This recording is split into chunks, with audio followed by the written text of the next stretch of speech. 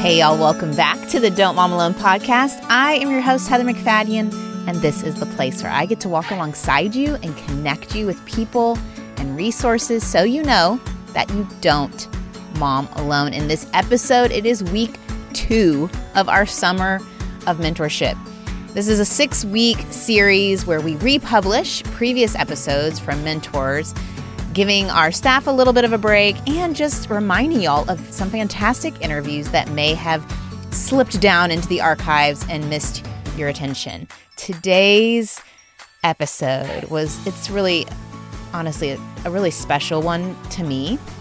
So this recording happened at my first live podcast event. It was back when the show was called God-Centered Mom, but we were using this phrase and hashtag Don't Mom Alone to go along with our podcast clubs. And so we decided to create some t-shirts with that phrase. And we had, one of those chalkboards with some fancy hand lettering on it. Well, now full circle moment. We have rebranded the show to Don't Mom Alone, and the book comes out this October.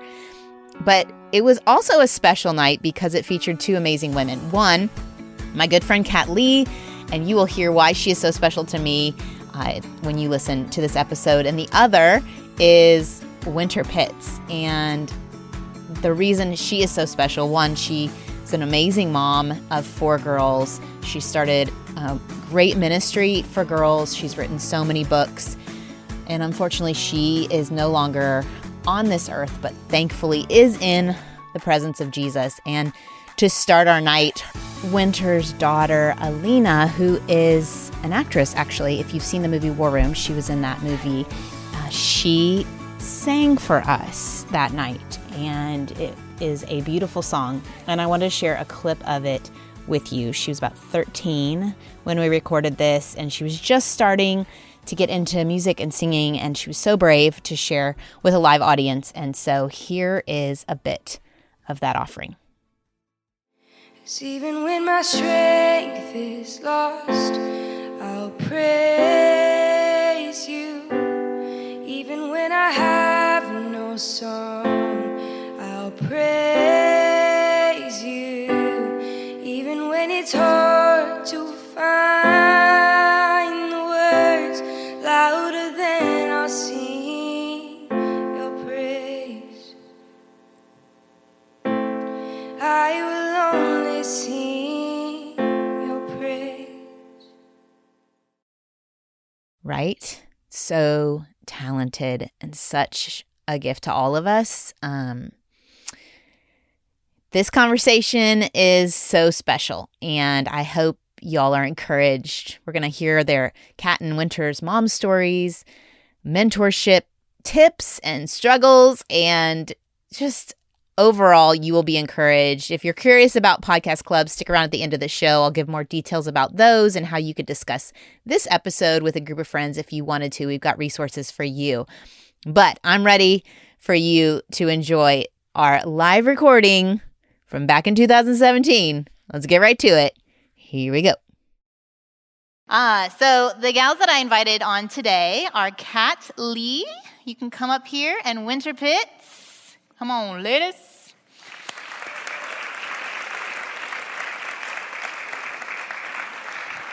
Hi. I pick safe people that I really like. Does that sound good? That makes me nervous. That makes you nervous? It makes me feel like I want to be unsafe. You want to be unsafe? Like, what funny stories can I tell? Kat Lee, unsafe. Huh.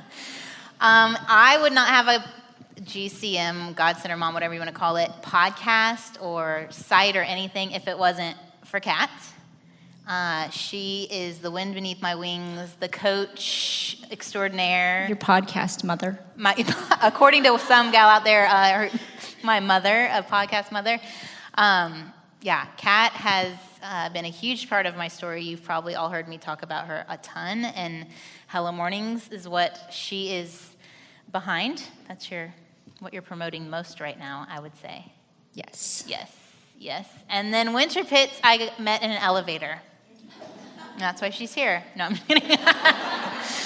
I did my extrovert thing on her in an elevator. I was desperately wanting to disappear and hoping that nobody saw me, and she turned around and was like, "Hey!" I was like, We're gonna go eat. Come eat, everybody. And there was a crowd of like 20 people, and I was just like, okay. Her cousin had told me she was coming, so I had my eyes out, and she had her tag, and it said Wynter. I was like, that's who I'm supposed to be looking for, so you're invited. And then we keep running into each other, and I love how both of these women are moms. They are great moms. I've seen them with their kids many times. It's one thing in this online world to talk about motherhood, talk about what you should do and all the things that are the right things to do. It's another thing to live it out, and I know that they're not perfect, which is great. Because I'm not perfect. My mom's been living with us the last year. She knows it's a disaster at our house. This is not about being the perfect mom. That's not what God-centered mom means. It never has meant, do these list of things and you'll get it right. It means letting go of those list of things and trusting God to get it right. And so I've found these women seek God. Their stories didn't start off perfectly. I don't know if you guys have your really quick 2-minute synopsis of your family history that you could share for those that aren't familiar. Excuse us, old Wynter and I fight over who has to go first. Who has to go first? Okay. I'll go first. Kat goes first. Okay. So my family story, 2 minutes on the clock, it's 7:57. Okay, Here we go. This is a game now. So I actually never knew my mom. She passed away when I was 9 months old, and she was from the Philippines. And I grew up with my all-American dad and his Swedish-Dutch family. So, I fit right in. Every time we went across the border, I'm from Brownsville, Texas. I need some people. Christina, Karis. I found some friends that are from Brownsville, Texas here. So every time we'd cross the border security people would stop us because they're like, there's no way you go with them. So they didn't think you were with your own They family. didn't think I was with my dad. We got stopped all the time. And so that's how much I look like my family. And so I never knew my mom, never knew that side of my family. And just through Hello Mornings, through blogging and podcasting, God took me on a compassion trip to the Philippines. Totally amazing story. And I got to meet my family for the first time. And I got to be surrounded by women who looked like me, and it was just an amazing thing. And it's really special for me to be here with my daughters as well. I just love being in a room. I just see you guys as heroes. You were what I always wished I had and what I always had wanted. And I just think you guys are amazing, and I'm just honored to be here. So that's kind of my mom's story. You did it. You did. Yes. She does this. She sets little goals, and then she meets them. So annoyingly great. All right, Wynter, you do not have to compete against Kat. We have plenty of time. No, because I just wing it. And so I'm I need to look at the clock. No, don't look at the clock. No, I grew up in Baltimore, Maryland, in the inner city with just my mom. My dad was not around, not in the picture. He was actually addicted to drugs my whole life. And so I knew him, but I didn't really know him. And so just inner city girl. My mom raised my brother and I with my grandmother. And she just did an amazing job of keeping me connected to his side of the family. So we were always really close with my entire family, grandparents, and so that was just a gift that God gave me, all of these other people to fill in for that. But it's been extremely special now to kind of come full circle that I have 4 girls of my own and a husband that's great and just looks like what this is supposed to look like, not perfect, but great. And just to come full circle now and be able to not only fill the void of knowing even what I was missing, but being able to see how he fills that now in my own girls and in our family, and the way that he's kind of just restored this little girl in the inner city of Baltimore now with these 4 daughters that he's using for his kingdom. So, thank you. So you see, they didn't come from the picture-perfect situation where everything's in line, and we always worry, like, am I doing it right? Are my kids going to turn out okay? And this is where we can show a testimony that ultimately God is the author and the perfecter of our lives, and he's the one who decides who interacts with your life. But I'm sure along the way, just like all of us, with this whole Don't Mom Alone theme, I feel like a lot of women resonate with it because we often have moments of feeling alone in some way. And so what are some times in your story or even in motherhood where you felt alone, felt different maybe from everyone else? I went first last time. okay, I see how you're going to play this game. No, for me, there's lots of little things along the way, but one of the biggest things for me is probably when I found out I was pregnant with twins after I already had 2 older kids. And just everything about that just looked very wrong. Was grateful for, grateful, of course, for children, but just we weren't in the best financial situation. I thought even just the moved us from East Coast, New Jersey to Dallas, and I thought that was for ministry purposes and these things that he was going to do, and that it was just a moment of me actually just being home with 4 kids, all under the age of 5. And that felt very lonely because it seems like people around me were doing things, and I was doing something, but at the time it felt like I was just not. So, yeah. I think I felt alone kind of in the beginning of motherhood when you do mom type things, because I grew up with my dad and my brother, and so being around girls and women in general made me feel uncomfortable. I'm like, I don't think I'm wearing the right thing. I don't think I'm doing the right thing or saying the right thing. And it's just been, and so I would go to MOPS things and I was like, I'm pretty sure I'm not doing the right thing. I have no idea what I'm doing. I can't call my mom and be like, am I mothering the right way? Because I'm going to go to this MOPS thing and I think people are going to be looking at me. And so just not having that reference, I think, made me feel very lonely and very unsure of what I was doing. Yeah. I think I'm confident a lot of women out here can resonate with that feeling of, one, what you said, Wynter, when it feels like everyone's doing something. And here I am stuck. Sometimes it can feel like a stuckness of being at home with little people. I think millennials, particularly millennial moms that I've talked to, have this feeling like everyone's out there doing stuff, whether they have a job outside the home or they have a non-for-profit or they're helping, refugees in some way. They're doing all these amazing things, and it feels like I'm wasting my time. So what encouragement would you give to her, having gone through that season? That you're not wasting your time, and that often I think we prioritize so many other things, but actually being a mom is a priority, and God is using that very thing. And so there's a quote that's quoted really well by Andy Stanley, and I don't know it, but the version of it that I know. That's good. I like that. Right. The version of it that I know is that sometimes the greatest thing that God wants to do with your life is not actually anything that you do, but it's in who you raise. And so just remembering that each of our kids and our families and our lives just have bigger purpose outside of our own comforts and desires, but that God actually is doing something for his kingdom with what he's given us. So it's very powerful.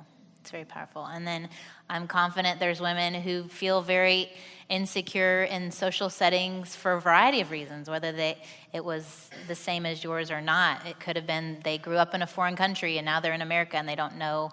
Or for me, I'm like, I don't know Texas. Makeup all the time? Really?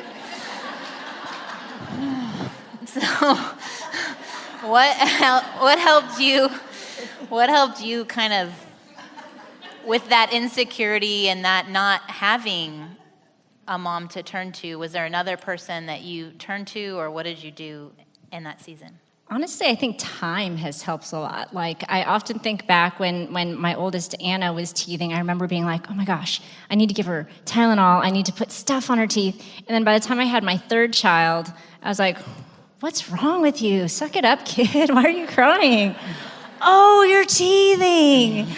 And I just relaxed so much, and he ended up being fine, but just, when I was a first-time mom, I just wanted to do everything, and then with the internet and Pinterest, and you need to do everything the exact right way, and there's all these different recommendations and ideas, you can just feel like you're always doing things wrong.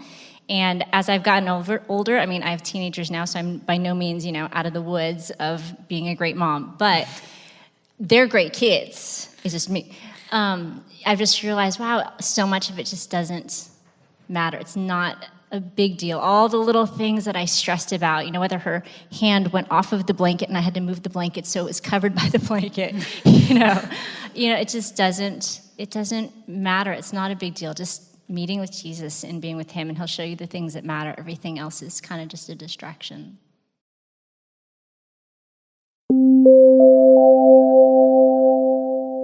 As a speech language pathologist specializing in 0 to preschoolers, I'm a big fan of play and what it does for the kids' brains and how it correlates with language development. And that's why I was thrilled when I get to share with you the Love Every play kits. These play kits are designed by experts for your child's developing brain, and each play kit is tailored to your child's exact learning stage. So they have the right toys for the right time. And the new play kits are delivered every few months, and they grow with your child.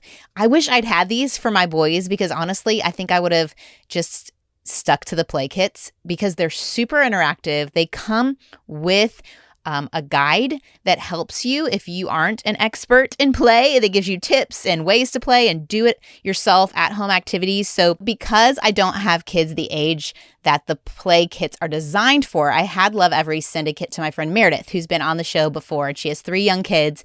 And when I was over there for dinner, I got to play with the toys with her kids, and it was so fun. And I was amazed at how many high quality toys came in the kit, made out of solid wood, great products. I loved, they had a ball interactive toy, which, having boys, I'm a big fan of those, where you push the ball down and it goes down a track and it goes into a box. And then on each side of the box was a different way to open a door to get it out. And there were so many other cute things. If you want to take the guesswork out of your child's play, choose Love Every today. Get free shipping when you sign up to receive your play kits at loveevery.com/DMA. That's Love Every with the E of love and the E of every, the first E, are smushed together. So it's lovevery.com/DMA for free shipping. loveevery.com/DMA.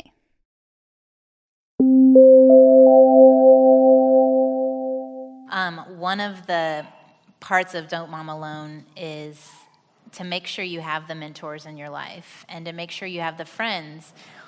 Were there any women or older women in your life that really spoke to you in those seasons of insecurity and doubt and feeling not satisfied? Yeah, I guess I'm on this just go first that we're doing. Go with that. She took over. Yeah, I can think of 2 different sets. One is an older aunt of mine, and I'm from Baltimore, so we say aunt, not aunt, just like this Texas makeup thing. Like, aunts are actually things on the ground, but Aunt. my aunt, actually, it was, and I'll tell this little story because it was actually with Alina, who now is 13, and it all worked out. But I remember just stressing out because she was kind of a terrible baby. She just cried constantly, I was convinced that like there was a problem, but there was never a problem. She just cried, and she was just really angry at me all the time. And so I remember we still lived in New Jersey at the time, and I would just drive down to Baltimore to my aunt and just kind of drop her, she needs help. And I remember my aunt looking at me and just saying, because she was the problem, not my 23-year-old don't know how to be a mother self. It was clearly this baby needed help. And my aunt just kind of would say to me, like, oh, she's going to be just fine. Just things that she would just say, and she would just say, she's just frustrated. She's just frustrated because she already knows what she wants and she can't tell you. Or just these little things and she would just take the baby and let me go for a nap. And that was a big deal to me. I would drive an hour and a half from my home to somebody else's house to take a nap. And that meant a lot. So just having her there, and then just having friends that not necessarily were mentors, but that we were all just in it together. So the conversation first thing in the morning often went like, what are we going to do until noon, which is lunch and then nap. Right. So it was basically like, how can we hang out to wear these kids out until it was time to lay them down. And so just having friends, so like mentors that spoke, but then also just being surrounded, like getting involved with MOPS, and just where I could find a pocket of friends that were willing to be in the journey, and even if they didn't have answers, we could just cry about it together. That was a big deal. That's good. I think for me, I always wanted someone to come knock on my door and be like, hi, I hear that you're a young mother, and I would like to mentor you and teach you all the ways. And it never happened, and it was a little disappointing. And I was the oldest of my friends. Well, I wasn't the oldest. I was the first one to have kids. And so I didn't necessarily have older friends to kind of walk me through stuff. And so honestly, you might be in the same situation. I just had to be like, you have good kids. You're older than me. Can we have lunch? I like the way you do this or do that. And for a long time, I thought that I needed to find like the perfect mentor person who did everything that I wanted to do. And then I realized, I can kind of just piecemeal a mentor. I like the way she does this, the way they do that. And sometimes you just have to be proactive. We didn't have any family nearby or anything that could, watch the baby while, I took a nap or anything like that. My husband works from home, though, so that was helpful. Goodness. But, sometimes you just have to be proactive. You have to go and look for it. Sometimes it's just not going to come to you. And going and looking for it, you can build amazing friendships and amazing relationships. And sometimes as well with friends, I'd be like, okay, we need to have a book club. And we're just going to get together and have a book club. And we meet to this day. My kids make fun of me because we don't actually read books in our book club. But it's fine. It's an amazing book club. But, sometimes you just have to rename it. I'm just saying, you could rename it. No, we like book club because our spouses and our children enjoy laughing at us calling it book club. So, but sometimes it's okay if nobody's like bringing you in. Be the one to bring other people in, and you can build amazing friendships that way. I like that. I think what you said is very important, and I probably heard it from you because I've said it to other people. Not one older woman has to be all the things that you want to be, but think about where is one area that you're struggling, and how is that woman maybe really excelling in that area, and what could you learn from her? She could be your same age, actually, and be a mentor if it's something that she's maybe doing better in, an area of life she's excelling. And we heard Townsend, is that who we heard here? He gave great advice that it doesn't have to be a weekly thing. That kind of takes the pressure off for the mentor, that it could be a once a month, or it could be a biannual, it could be a check-in to kind of have that person in your life, but not have the pressure that you need to be talking to them every single week. So I like that idea. And then the book club, we do offer the GCM Podcast Club. There you go. So that's an excuse. And you totally hit on it. Like, people aren't necessarily going to knock on your door, and you may not get invited, but you can be the inviter. You can be the one to create the thing that you want to see. And so that's good encouragement. And then I think even like being the one now, like having older kids, like making sure that you're the one that offers that out, knowing what you needed or wanted. I just think that's a big deal too, to make sure that you are offering that like to a mom who doesn't even necessarily know. Like, oh, I see what you're saying. Like, now that you have older kids, you could offer like, it to a I'll mom. let you take a nap. Come take a nap at my house. A short nap. Can I come take a nap? Will you watch the 4 boys and I can take a nap? I think you fall into the older mom category. But they fight and they're loud. Okay. All right. Well, fine. Deal's off then. Okay, so who has gotten the Paul David Tripp New Morning Mercies devotional? I'm just going to call you out. Okay, like 3 people. So now, if I had $1 million, I would have been Oprah, and you get a copy, and you get a copy. Lindsay Lancaster bought my copy right when my dad passed away, and it is literally the best thing. I don't like devotionals typically, because a super spiritual person is supposed to read the Bible for themselves. This is what the seminary tells you. I don't want other people to read the Bible for me and tell me what it says. I want to read for myself. But Paul David Tripp's devotional is unbelievable. So ask for it for Christmas or give it as a gift, and people will love you forever. But he's so good at taking scripture and taking these high theological ideas and bringing them down to the level that you live. And then he does put scripture at the bottom so you can read the Bible for yourself and be super spiritual. But I cheated and read tomorrow's. I read tomorrow's entry. I know. So naughty. So naughty. And it was all about being alone. Literally, I'm going to read you some of the quotes. It says, "Don't forget to remind yourself again today that as God's child, you simply cannot be alone, no matter what you feel." And he said, if you're God's child, don't ever tell yourself you're alone, for alone is a redemptive impossibility. The grace of Jesus Christ reconciles us to God, and in doing so reconciles us to one another so that we will never be alone again. You're stuck with me for eternity, people. We have gone from hopeless and alone. If you read Genesis 3, it's all about separation from God. It's all about children being painful, the curse, and having to have our husbands and all of these horrible things. And now, did I say that all together? Yeah, I did. I do that a lot. Now we're reconciled and inhabited by God, and therefore we can never be alone again. Like, we're right with God, and he's right inside us.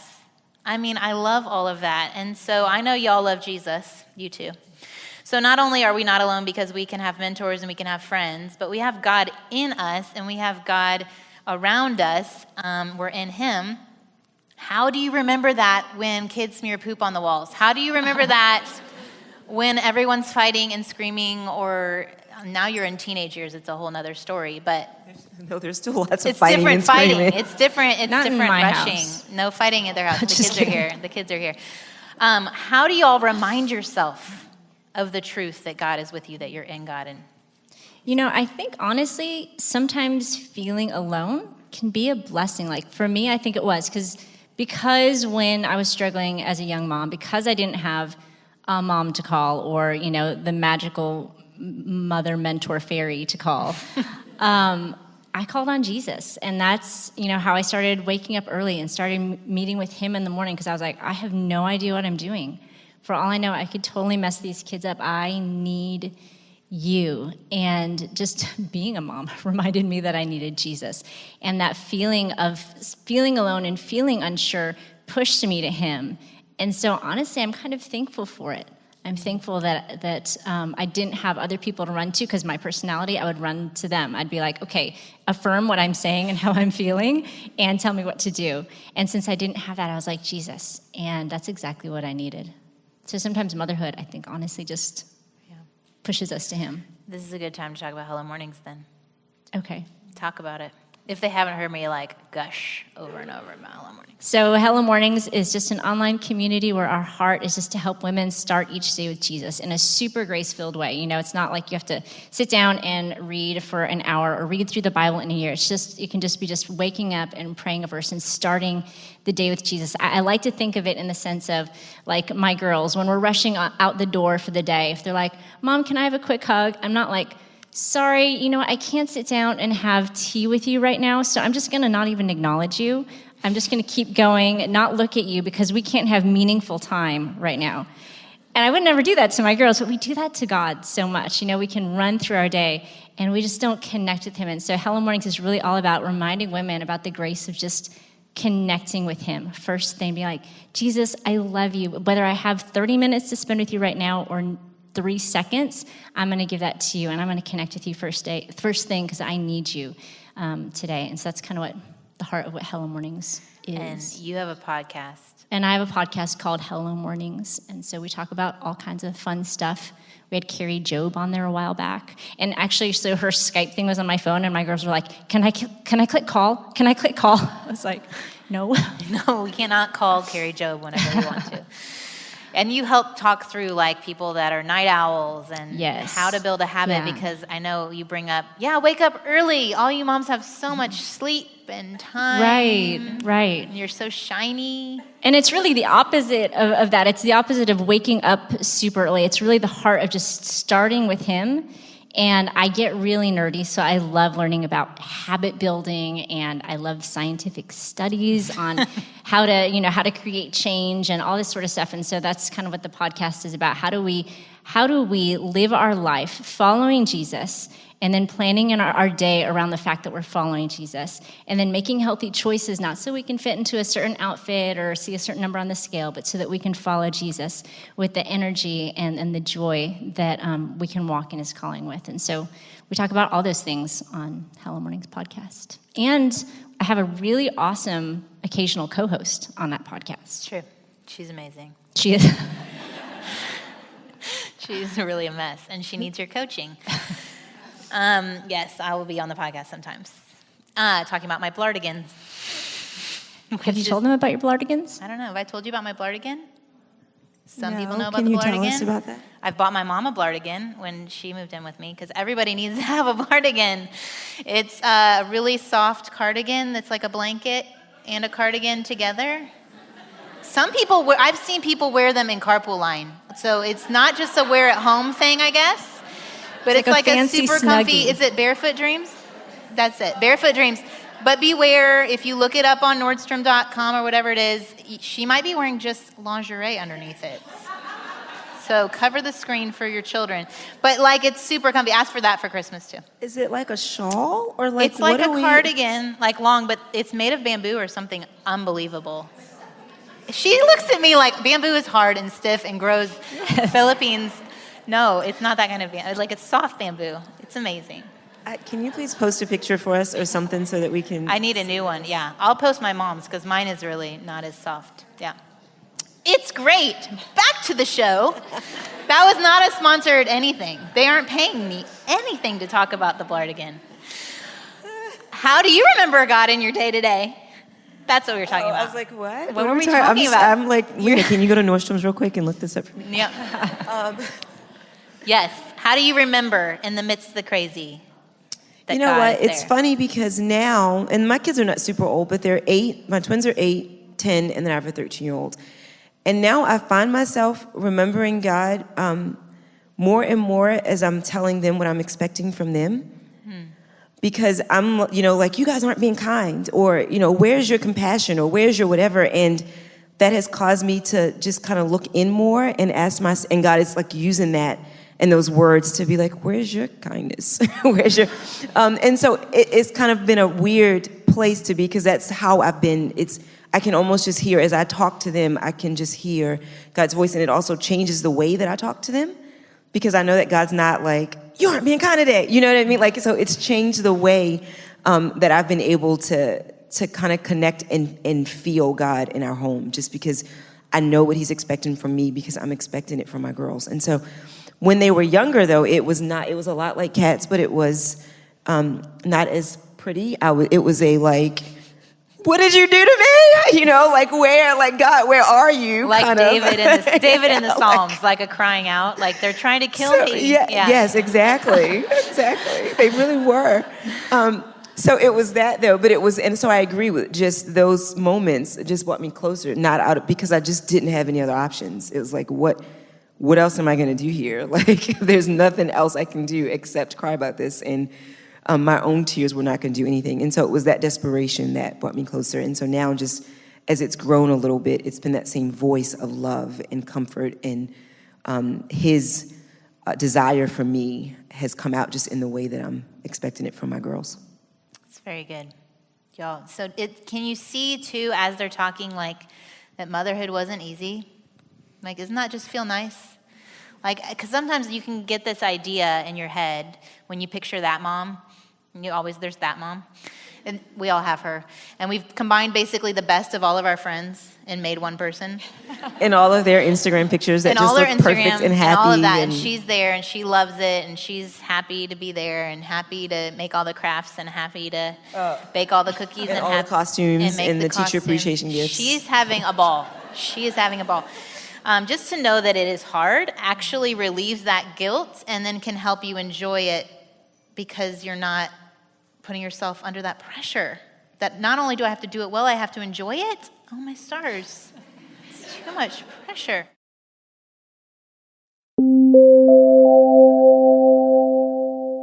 I know the way our brains are made, the scent center of our brain is so close to where we make memories. And for some reason, in summer, one of my favorite things is, after spending a whole day out in the heat at the pool, is coming back, taking a great shower, and putting on an amazing smelling product, and just being in like the air conditioning, feeling all clean, smelling really good. And I love smells like mango and rose and pear and peach and eucalyptus. And I don't know what your favorites are, but Function of Beauty is the world leader in fully customized hair care, and they have so many amazing scents available that you can choose. So you take a short but thorough quiz to give your hair everything it needs to look and feel its best. And you even get to pick this scent. And I chose eucalyptus because I just like, it just feels clean. I don't know. It's 100% natural too. All their products are sulfate and paraben free, vegan, cruelty free. And there's even 60,000 real 5-star customer reviews. If you are wild about fragrances, go check them out. They've got this nude peach flavor that has the best reviews, a crisp pear, some subtler scents, lavender rose. You even get to choose the strength of the scent if you're not someone who wants a super strong one, or maybe you do. If you go to functionofbeauty.com/DMA, all caps, take your quiz, save 20% off the order, and it applies to their full range of customized hair, skin, and body products. So that's functionofbeauty.com/DMA. Let them know you heard about it here and get 20% off your order. It's functionofbeauty.com/DMA.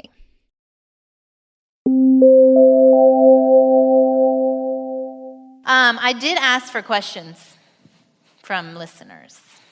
Are you ready? Because I know that you know it all. Like, I just set you all up to say that you know how to be great, amazing moms. I think we said the total opposite. I know. I was kidding. I was joking. Okay, let's start with this one, since we were kind of talking about the little years. What do you wish you'd known when you were at the stage of having young kids at home that would have helped you parent better? Well, I think I alluded to it earlier. Yeah, that's good. That I was uptight. I really, truly, the blanket story was legit. Anna was on a blanket, and it was a yellow blanket, and her arm extended beyond the comfort zone of the blanket. And this is on my own floor, in my own living room. This wasn't at some strange place. This was in my house. And I went and got another blanket and placed it under her arm. I mean, I was, I think because I didn't have the mom to say, okay, relax, you don't have to do everything perfectly. I just like, okay, whatever Dr. Sears says or whatever, I had all these books, and I just thought I had to do all the things. And, when I think back on that, I stressed myself out. I probably stressed my kids out and everyone around me out. And so if I could go back and tell that version of me anything, it's just that, all those things, you don't have to do everything perfectly, not by any stretch of the imagination. Just, you know what your kids need. You might not feel like it, but if you just sit down, calm all the voices, tune them out, you know what your children need, and you don't need to run around ragged trying to do all the things that you think that they need. Because I heard this really great quote from an amazing person. Should is not a sustainable why. That's a great quote.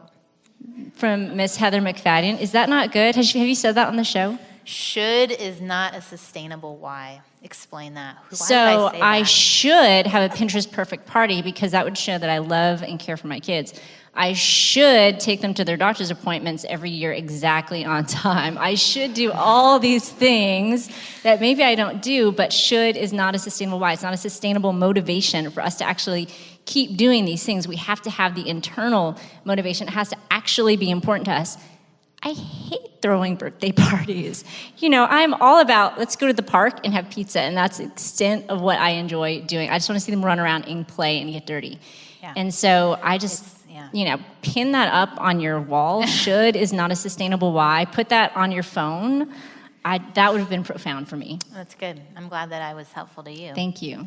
There's that book, Start With Why. Is that what it's called? Yes. Simon Sinek. And it's all about knowing why you're doing something. What's the point? And for me, I'm very fully present. I'm not a futuristic thinker. That's why I needed help planning. I don't like to think about what that's going to look like in the future. I'm like, right now. I just want to be right now. And so when my kids ask me what we're doing in 5 minutes, I cannot handle that. Or 10 minutes, I cannot handle that. So to think about a why, it's hard for me to think about why am I doing it. So why did I sign them up for soccer again? And if I don't have a good reason, like, well, it's really good for our family, or he really enjoys it, it's just the should. I should sign him up for soccer at 18 months. That's what everyone's doing. Everyone's doing that. Then when you're like tugging those really tight soccer socks up, because he can't do it at 18 months, you do it at 18 months, with the shin guard, and they're complaining that they're uncomfortable and they itch and all that stuff, and you're like screaming, and then they come back and they're muddy.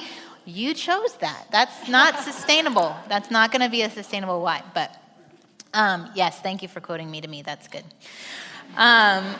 What do you wish you would have known back when you had young kids? I think along the same lines, but just I think I anyway spent so much time wishing that it was something else, that I missed what it was. And so I think you do that. It's easy to do a lot of that, just wishing that it was something else. Like, I wish that she was a happier baby. Like, I wish that, I wish that it looked different, and then you miss being able to enjoy what it actually is. So I think letting go of some of that, wanting perfection or these expectations, and just enjoying it for what it is. That's good. It's good advice you just gave this mom. She's out there. Okay.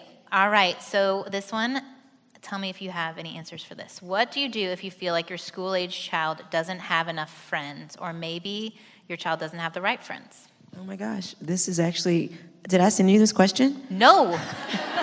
See, you're Okay, not alone. You're not alone. No, You're not I am alone. having this exact question right now. I know, now I'm getting ready to turn I'm going to ask you. No. My very social 10-year-old We have mentors here. does not have a good community. I'm trying to figure that out right now. And do you put the blame on yourself? Do you feel like, what did I do wrong? Or No, not what did I do wrong, but is this a situation where I need to intervene and kind of create community for her? Or what strength is this building in her, and is it better right now that she is kind of standing out as kind of an outsider in the environment that she's in? So I'm walking through that and knowing, though, is this something that God wants to build in her? But she also built her so social, and so do I need to create another environment for her? I have that with my 10-year-old who's my most social. And I kind of wonder if it's God teaching him that you can't depend on that for your significance. I don't know. I never know what God's teaching my kids, but Kat Lee has all the answers, so Kat Lee, we bring it to you.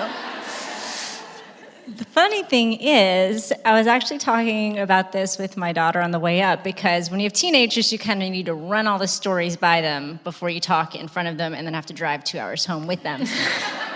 Very wise. That's good advice. So I was like, so can I tell this? So I would say, I don't necessarily have advice on what you should or shouldn't do, but again, it's kind of maybe don't stress about the friendship things when they're young. Just kind of let it be what it is. She changed schools at the 7th grade, I guess.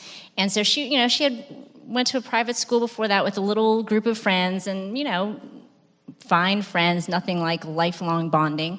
And then went to middle school and, was fine, maybe a little not awesome friendships. And then we homeschooled for the 8th grade year. And then when she got to high school, she's now in just this amazing group of friends. Like, I adore them. They give wisdom to one another on situations. And I'm like, I'm so thankful. You're like my other little mothers, encouraging each other on what to do. And they're just a really wonderful group of friends. But she didn't find that until she was a freshman in high school. And all the people that were in and out of her life in those earlier years, she doesn't really see them anymore. It's not a big deal anymore. And now she has friends that I think, are just going to be lifelong friends for her. And so, we'll take that for whatever it is, but it's been I think neat to watch. there's another pressure maybe it's from society, that we do need to have these friend networks and community for each of our kids. And if you have 2 kids, sometimes you can have that run your whole family, is you make sure that you're making all the play dates and doing all the things so that your kids feel loved and have these communities. But I don't know how many friends you still talk to. This is Dallas. Everybody knows each other. They've all been going, I don't know. They all go to school here and they go to college here and they work here. They just live here. But I know a few people from my childhood, but their parents were my parents' friends. I don't know that it's a necessity to make a good childhood. I think that they are pretty content to have a few good friends. I don't know. I don't have a great answer, but I think setting your expectations to trust God and know that He's doing something. I think what I've learned a lot through our little 12-step recovery program is staying in your hoop, Vila, staying in your hoop, and not trying to over-control your children's lives and try to manipulate them, but also, like you said, how much am I responsible to orchestrate and how much am I supposed to step back is where you have to get guidance from God. But not over-controlling, thinking we know best for our kids, thinking, well, they should have 5 friends.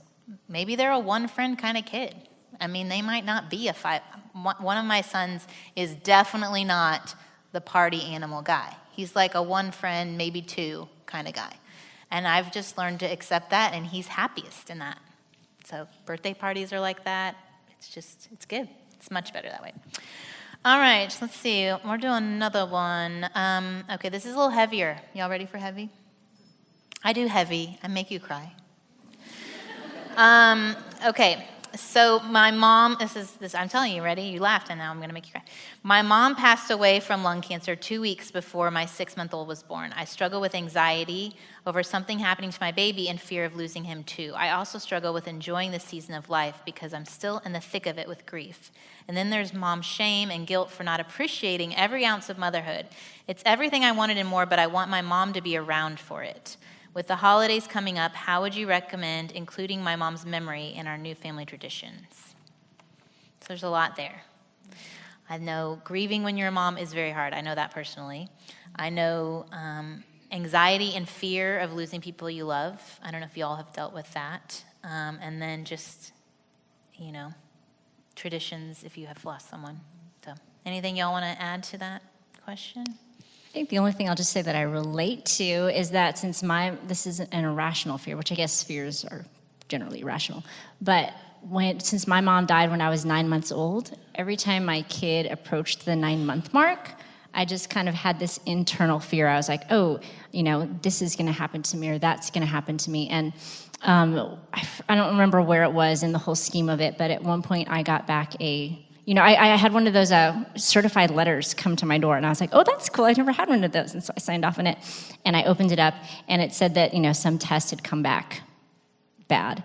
And so I was just like, this is it. It's going to happen to me just like it happened to my mom. Totally irrational. And I really dealt with fear we live in the 2000s, and I can send a text message to somebody on the other side of the world, but for some reason, medical tests require like a week or something. You're like, why does it take so long? And I just went through every up and down during the course of that, and it eventually took me to this place where I was like, okay, Jesus, the only way I'm going to be okay with this fear is when I get to the point where I just am like, okay, Jesus, whatever brings you the most glory. I didn't mean it when I said it, honestly, but I was like, okay, I want to mean this. Whatever is going to bring you the most glory is what I want to happen, because I can't bring hope or healing or encouragement, or I can't be the best mom for my kids if that's not the thing that's going to bring you the most glory. And so I feel like when I dealt with that particular fear, I just needed to get to that point in order to overcome that fear. Like there's an old English proverb that said, fear knocked at the door, love answered, and no one was there. And so, I think just as we deal with those fears, getting to that point of like, okay, God, whatever brings you the most glory, even if you don't mean it, just say it and pray it and just kind of dwell there for a while. And it really makes those fears go away. At least it did for me. That's good. Thank you. And I would say that sometimes I think we have a tendency to feel like we need to be better when we're not. And even just in the fears, like I love how you say, just even if you don't believe it yet, just sit there. But just acknowledge, like God already knows. Like, and I think instead of trying to, I'm supposed to be happy right now for my 6-month-old, and I'm supposed to be happy for the holidays, like, just taking that very thing to God and just that you're not right now. But being honest with him with where you are and letting him meet you in that place instead of trying to make it so that you can then be for him. Like, so that then you can provide this environment. But really just this is I made kind of real, like this is just what it is right now, Lord. Like here I am and I'm a mess right now, and I just need you to take that and meet me there. And just giving yourself permission to do that and giving him credit for being good and that he wants to meet you there. So I don't know, that's just a very hard. And then as far as traditions, it does, maybe if there's something that the family member, in this case, the mom, if there was something that she did that meant a lot, that you can just take one of those things and just implement it now that, and with your own, if it's a story that she read to you or just something that would make her happy, even if it doesn't fit with holidays, but just something that you can include that is something totally outside of even Christmas, but just something that reminds you of her, just doing it at that time. That's good. That's good. This Christmas was when my dad was very sick, and that was hard, but it also made me realize that the traditions we had in place, the things that he loved, the things that he got excited about, we were doing even though he couldn't participate. They were already set in stone. They were already integrated into our family. And it was really good to have him there, but he wasn't fully participating because I knew this is going to keep going. The legacy has already been set. Trust that. There are things probably you're already doing as a family that you don't even realize is so different from everybody else, but it is. What you eat on holidays, where you go, when you dress up, when you don't, all the little things that your little quirky family does is setting tradition and legacy into your homes. It doesn't have to be a fancy Star from Afar or Elf on a Shelf. It can be just being together and reading one story, or we watch It's a Wonderful Life. I mean, that's whatever is your family's thing is setting legacy for your family. And so I think we're going to wrap it up. And with that, she got to talk about Hello Mornings. You want to talk about? I was wondering. I know. Let's talk about, before we totally close the show, tell us about your book, She Is Yours. Why did you write it, and what do you hope a gal reading it gets from it? I think we wrote it because we very much, my husband and I wrote this book together, She Is Yours, and it started off with a 30-day prayer thing that we were going to do on our website. And it was just going to be these 30 prayers that we were going to write and have people join us in praying these things for our daughters. And we did these prayers, maybe it was about 5 or 6 years ago. And slowly as we started doing those prayers, it really turned into all the things that I could be afraid about or worried about or wanting to control or wanting to be different. We just were praying about those things. And it really just turned into a mentality and kind of a lifestyle for us that instead of being kind of hopeless and kind of trying to maneuver and make our kids these certain things, just really realizing that they are not really ours, that God gave them to us. And for me, it's girls, so that's why She Is Yours, because I don't have Could any I read it? Am I boys. allowed to open it, or is there You're a allowed code to you have open to it. put their social security number in, prove it's a girl? Well, you're allowed to open it. Just skip wherever it says Jonathan, because he's a boy, so I think maybe he talks about some boy stuff. Okay. I don't All right. know. Okay. But no, we've actually heard that parents are saying the prayer and doing it with boys and girls, but for us, it's just girls. So anyway, just a reminder that our kids don't belong to us, but that we do play a part in stewarding them, and we're just supposed to be the bridge that leads them back to their Creator, to God. And so we can't own anything that happens in their lives, but all we can do is pray about it and do what God's telling us to do for them, for Him. That's good. That's good. That's exactly what I wrote down here. I did. I said I wanted the people that come to be reminded that and be better equipped to know whose child they are, that you are God's child, and who's ultimately caring for your child, that they are God's. You are His. You are His. That's She's good. yours, you're His. That's good. That's good. Well, thank you all for being with us today. I really appreciate it. Thanks, y'all, for joining us. I want to let you know about the podcast clubs that we mentioned in here. So it's basically like a book club. You can get together with girlfriends or a friend and discuss the show. It's super organic. Y'all pick time, when, frequency, whatever. We provide discussion questions. We provide the content for you to listen to on your own and then discuss when you're together. If you want to know more, go to don'tmomalone.com/join. You'll put your email address in there, and then you'll get connected with our Facebook group. We have a PDF of all 6 weeks of the Summer Mentorship discussion questions. We also have them in the show notes. But yeah, let us know if you have any questions about that. You know, my Instagram is @don'tmomalone. You can always find me there. Or if you want to stay connected via email, just go over to olaheather, H for Ola, like Heather.com, and you can sign up there. I'm going to take a minute and pray for us, for mentors, for the Pitts family.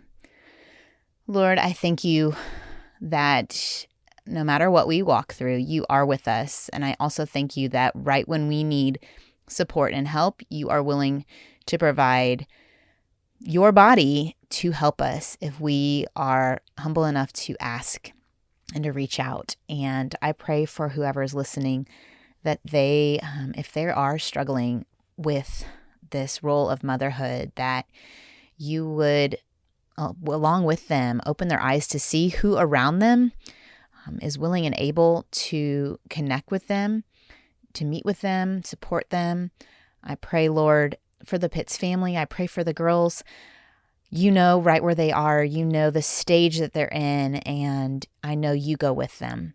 I pray for Jonathan. I pray that you continue to minister to his heart, and as he is moving forward, I am so happy for the joy that you are bringing to his life in the midst of grief. And I thank you, Lord, for Kat and her ministry, Hello Mornings, and just helping me connect with you to start the day and all the ripple effects of her ministry to women. And I pray, Lord, that we can be in your word and we can start the day with you, even if it is a verse and a moment and a sip of water, that we can make time to start centered in the truth of who you are. And I thank you, Lord, for all that you've blessed us with.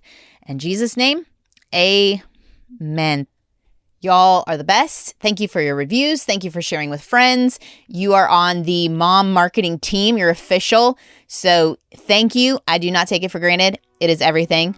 And I will meet you back here next week for week 3 of the Summer of Mentorship. Adios. I hope you enjoyed this episode of the Don't Mom Alone podcast. If you're wanting to connect with more people and more resources to help remind you that you're not alone, head over to don'tmomalone.com. That's where you'll also find show notes with any links mentioned by our guests. Most importantly, I want you to know the good news, the great news that you're not alone because God has promised to always be with you. With faith in Jesus Christ, the one who died for you and rose again, Jesus said when he left, he was going to leave a helper, a comforter, to be with us. God in us. Moms, that's superpower. So while you're washing dishes at your kitchen sink, while you're driving to and from work, while you're feeding that baby late into the night, while you're cleaning sticky floors, God promises to be just as present with you as when you're worshiping in a church pew. As it says in Zephaniah 3:17, the Lord your God is with you. He is mighty to save. He takes great delight in you. He will quiet you with his love, and he will rejoice over you with singing. Now that's good news. Have a great day.